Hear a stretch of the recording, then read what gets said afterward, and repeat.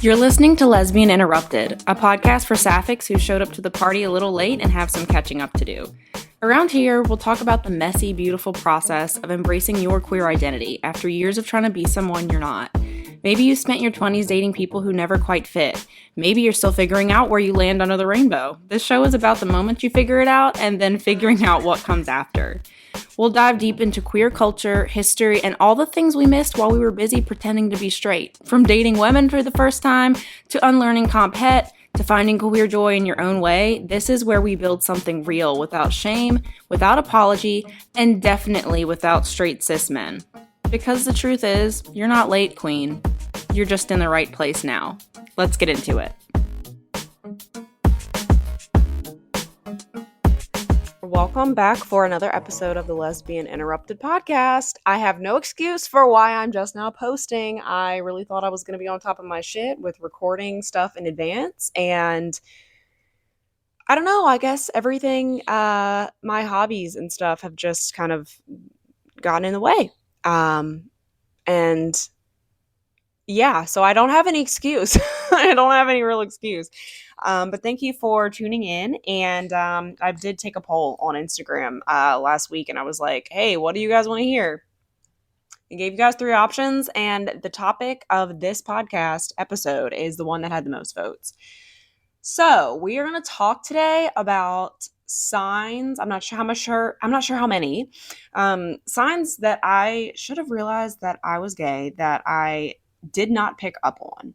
I want to preface this episode by saying that I don't find any of this stuff embarrassing. I think that everyone's coming out story is so unique and beautiful and special and sometimes traumatic in its own way. And I by no means wish that none of this had ever happened to me. I think that looking back, it's kind of funny to me, but I don't want to speak for everybody because some people have gone through some shit that it's really not funny, and they wish they would have figured out that they were gay sooner because they may not have experienced what they did. So my signs, thankfully, they're mostly funny, if not a little bit like, oh, girl, you didn't pick up on that, damn.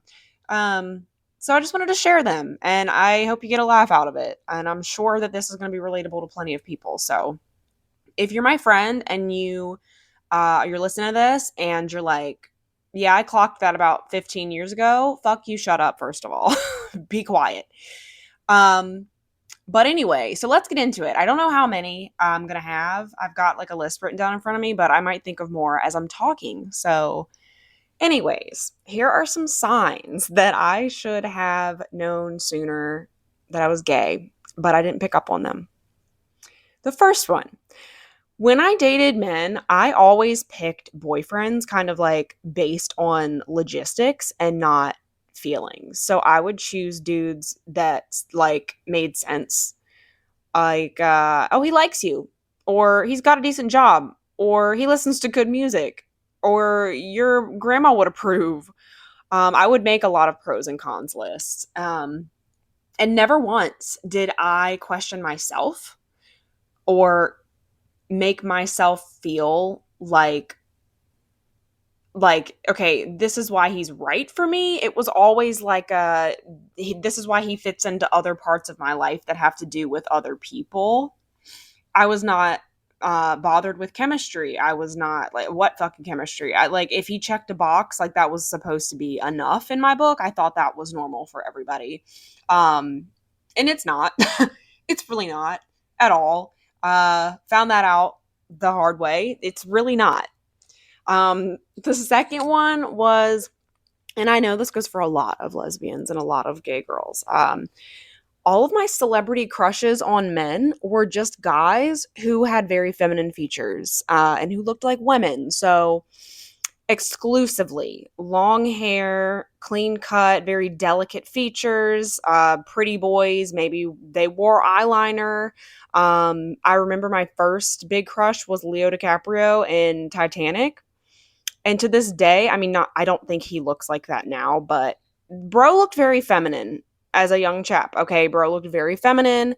I always like defended myself as saying that I had like this refined taste in men, but really I was just attracted to the most androgynous dudes because that was as close as I thought I was going to get to being fully attracted to somebody.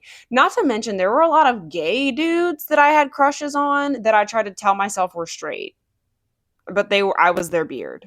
So, I should have known that. I should have known, but I didn't. Okay, everyone goes down the pipeline, and that was my turn. Third, I definitely think that to an extent, I romanticized some of my female relationships. And this is not going to be a surprise to anybody who knows like what homoerotic friendships are like. But I always thought that everybody felt as intensely as I did about their friends. I always thought that everyone was planning to live by their best friends or live with their best friends when they were 9 years old. Like, very much, I wouldn't say confused. I just had a very intense love for my female friends, and I didn't feel that way about my male friends. Um, I wouldn't say, I never fell in love with any of my girlfriends.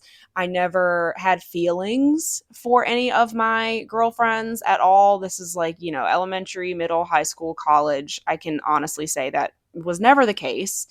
And I never had like a Chapel Roan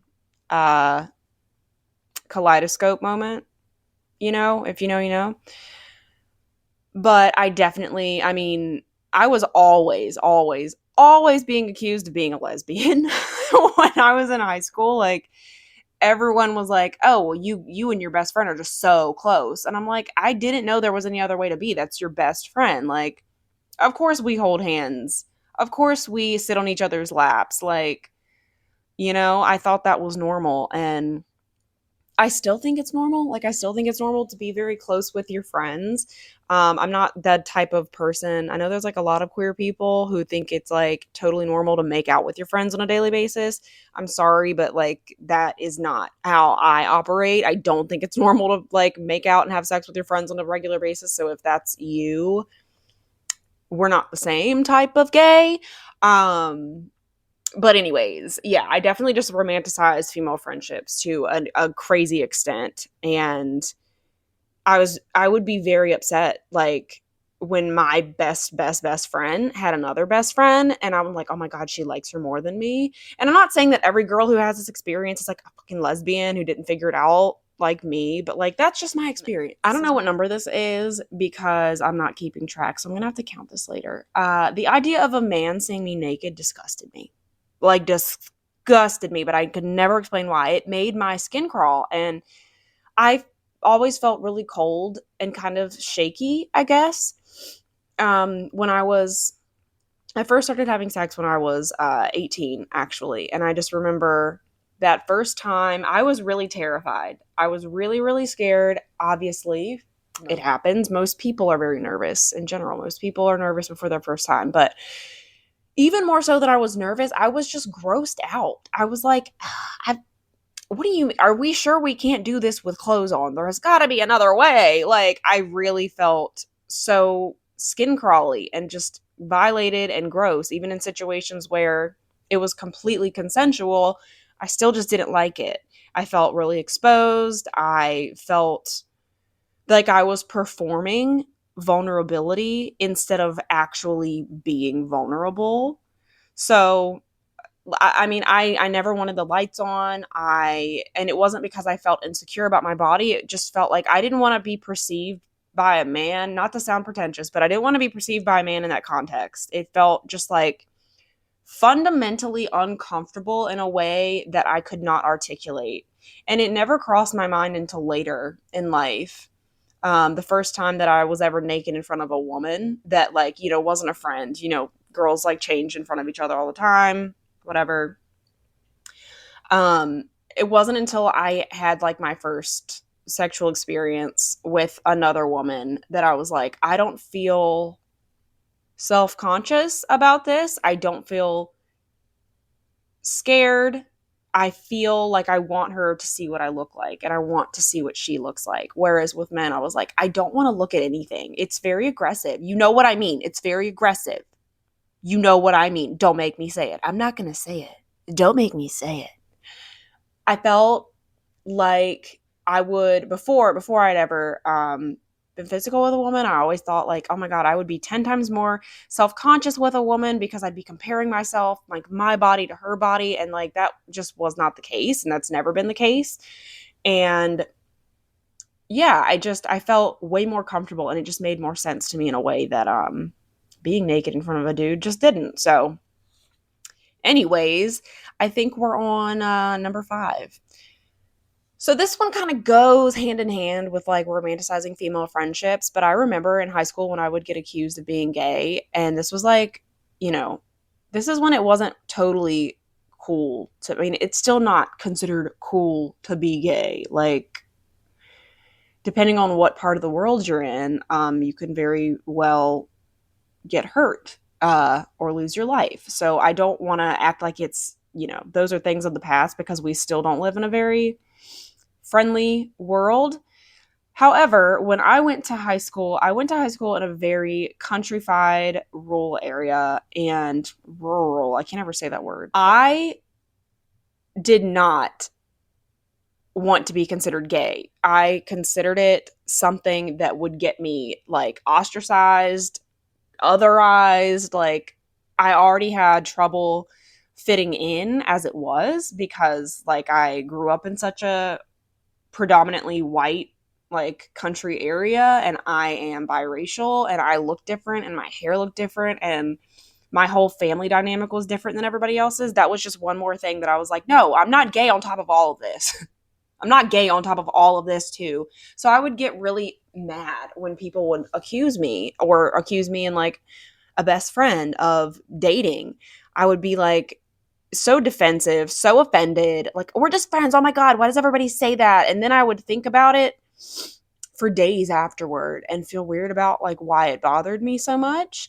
And that, I mean, maybe that wasn't like a sign, because, I'm sure there's plenty of people out there who have had that same kind of experience, and they've been mad. And your feelings are valid, especially when you're a kid and you don't know what gay really even means, and you don't live in a very LGBTQ friendly place. Of course I was mad. Of course I was mad that someone was trying to other me and push me aside or label me as something that like I didn't identify as.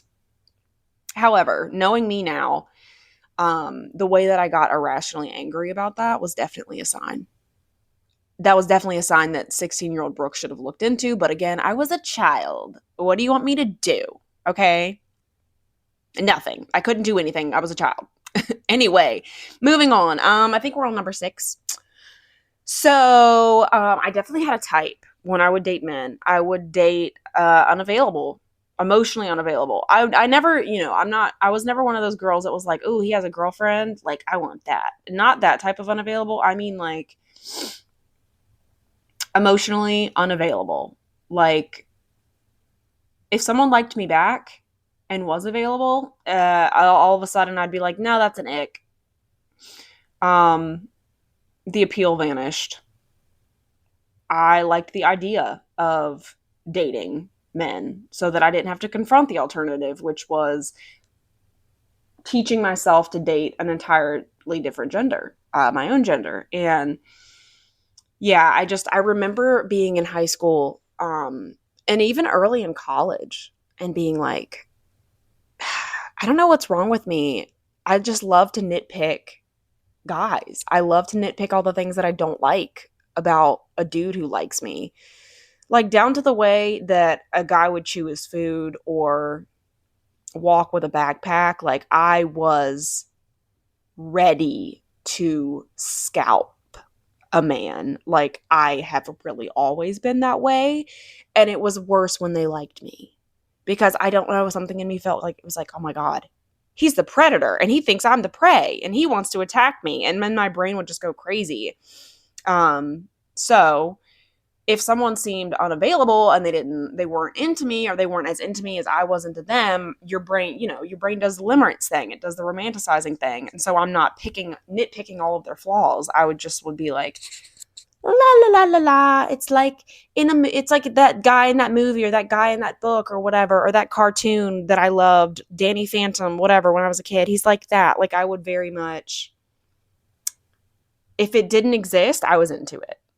His manners, if he had like, I just, if he didn't have manners, yes. Like, anything, if he wasn't respectful, yes. If he wasn't nearby and available, yes. If he didn't pay attention to me, yes. It's very much, it was my type. It really was my type. Mentally, it was my type. Next one. So I never ever fantasized about my own actual boyfriend in any straight relationship I had. I never fantasized. I tried to picture marrying a man. I was engaged once, and I tried to picture it, and I couldn't. I had to consciously force it, and then I would get swept up in the other details, and I couldn't put a face to the person at the altar. Like, I would be more focused on what the wedding would look like and less about who I was marrying. And my brain just wouldn't cooperate. Never fantasized about a man a day in my life. Not a real man. Fictional characters made sense to me because they were written to be perfect and shiny and gentle and like the perfect balance of masculine and feminine. And every dude that I dated wasn't like that. Another reason I always felt so much relief every single time that I broke up with a guy. I had never been broken up with in my life. And I think that's part of the reason is I always broke up with them first, and I always felt relief. I have never felt that devastation with a man the way that a lot of some of my straight friends have. I'd feel maybe a little sad for hurting them, but mostly I would just feel free, like I was released from this big obligation, and I would mourn the idea of being in a partnership more than I would the person. And every single time that I became single, immediately my first thought was, okay, I can date women now. And as many people who are in the part of the pipeline where you are bisexual or you think you're bisexual, if you've still kind of centered the idea of getting male attention, it doesn't always work out like that. Like, you're very gung-ho and excited about, now I can fully lean into my, queer identity. And if you're not ready, it shows. And that's not anybody's fault, and it's nothing to be ashamed of. It just is what it is. Everyone grows on their own timeline, and everybody figures out stuff in their own time. However, yeah, I would feel a lot of relief when a relationship with a dude would end. For me personally, it should have been a big red flag, and like a big glaring sign of, hello, why do you feel this way every single time? And for any of my straight friends listening to this, if you're feeling like, well, I feel relief every time I break up with a man, it doesn't mean you're a lesbian. It might just mean he's a really shitty dude, and you've just dated really shitty dudes. And that's totally different. I'm not trying to say everybody's a lesbian just because they feel relief every time they leave a man, because honestly, anytime anyone leaves a relationship where they feel bad and shitty in it and you feel good afterwards, that's wonderful. So there's nothing wrong with that, and it doesn't mean that you're gay. The next one I wrote down, let's see. I dressed for women's attention, and I felt disappointed when only guys would notice. But when a girl complimented me, I was over the moon. A whole day was made. I'd remember what I was wearing. Whatever she said I looked good in. If I was going to see her again, I'd wear that again. Or if I knew something was her favorite color, I'd wear it again. I definitely didn't feel that way about men. Never wanted to dress for a man's attention. In fact, every straight presenting relationship I've been in, my outfits have gotten policed. And I've been told, you can't wear that because other guys are going to look at you. You can't. And never once have I worn something out of the house and been like, I'm wearing this because I want attention from other men. I want attention from any men. No, I wanted to wear what I wanted to wear because I knew that I looked fucking cute, and I knew that I would catch the eye of anyone with any fashion taste, aka the other girlies. Like, I wasn't trying to attract any men. I still wouldn't even say I was like I was dressing specifically for other women, but I definitely was dressing more for my gaze, which is the female gaze. And you know, I don't like the idea of like I don't know. I think the term girl's girl is really corny and like overused, and it's turned into like girl boss energy. Um, but I do feel like I would dress a certain way and be like, oh, like I'm dressing this way because hopefully the ones who get it. Like the girls will appreciate the outfit, could give a fuck less if the guys like it or don't like it, whatever. But I really fixated on like how other women would view me for a while. For a while. And I don't know when that stopped, but it did stop. I feel like probably 24, 25 it stopped. Because now I'm just like, I'm going to wear what I want. And I'm going to go out of the house looking like a bum most of the time. And the only time I really get dressed up are for dates with my girlfriend. So I'll dress for her gaze only. Thank you. Next up, this one should have been in the beginning. I Googled, am I gay? Multiple times. And I would retake BuzzFeed quizzes at like 2 a.m. Just seeing if maybe there were, some different results. Maybe the answers got skewed. But yeah, I did take the Am I Gay quiz several times. I don't think that one needs any more explanation. I feel like I just spoke for a collective just now. Next, I felt, and this kind of goes again when I said that I hated being naked in front of men. This one goes with that one. Physical intimacy with men really felt like such a performance. I was in my head. I would think about what I was supposed to be doing, what I was supposed to look like, if I looked sexy, if I was doing something correctly. I felt it was very out of body experience. Like I felt like I was watching myself outside of my body. Very, fake enthusiasm, if you will. We were in that lane we were. And it felt like if I didn't act a certain way, that a man would be disappointed with me and then get his ego hurt, and then I would have to patch that up. And that was more emotional work and energy for me. So I just did what I felt like I was supposed to do to make sure that the dude enjoyed himself and felt like I enjoyed myself, even if I wasn't. That right there was probably the biggest sign for me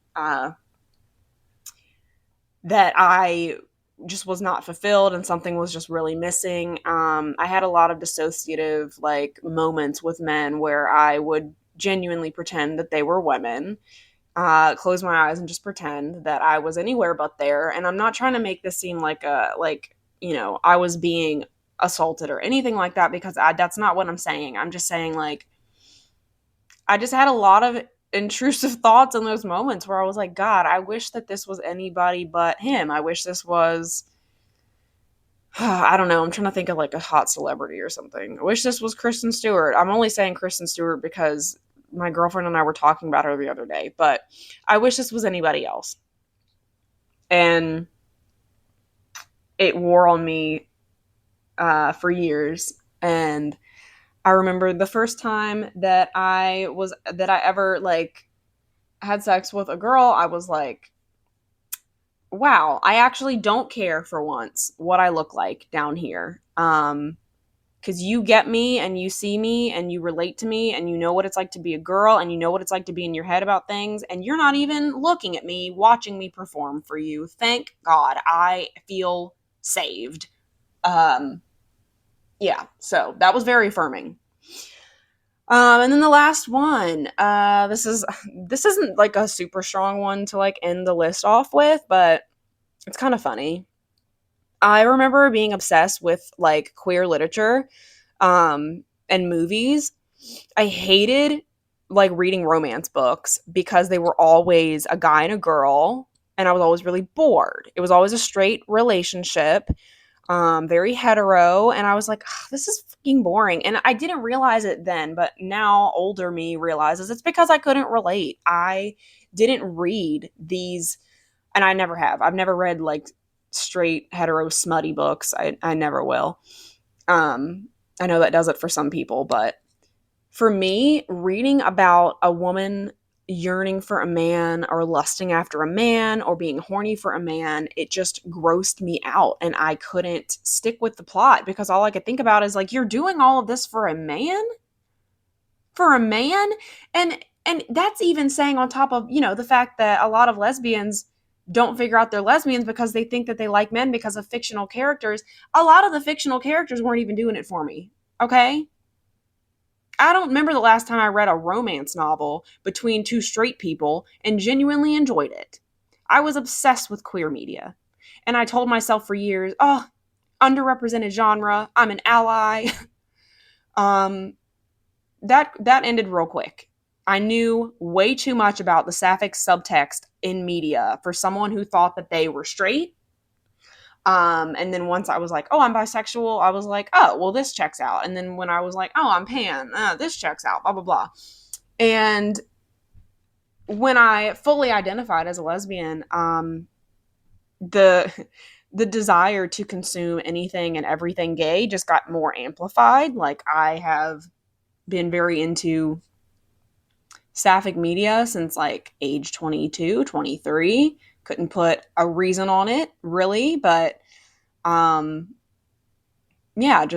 just I was obsessed. And there's just not enough. I don't think there's enough queer representation anywhere. There's not enough lesbian representation anywhere. And I'm going to have an episode one day about all of the lesbian movies where the lesbians don't get happy endings, because I still feel like that is an inaccurate representation of queer love, and it pisses me off. But don't get me started on that. That's for another episode. Anyways, I don't know how many, let's see, we got 1, 2, 3, 4, 5, 6, 7, 8, 9, 10, 11, 12. We had 12 signs I should have picked up on that I was gay that I didn't pick up on until later. 12 signs. One for every single one of the zodiacs. Thank you guys for listening. I hope that this episode was entertaining for someone who's just sitting here talking to herself into a mini mic. And my hope is that very soon I will have some of my gay friends on this show to talk shit with me. Bear with me. I'm trying to make this as interesting and as funny as possible and relatable as possible. Anyways, if you enjoyed this episode, be sure to follow the podcast on whatever streaming platform you are using to listen right now, and follow the podcast on Instagram at Lesbian Interrupted Podcast. Thank you so much for listening, and I will talk to you guys later.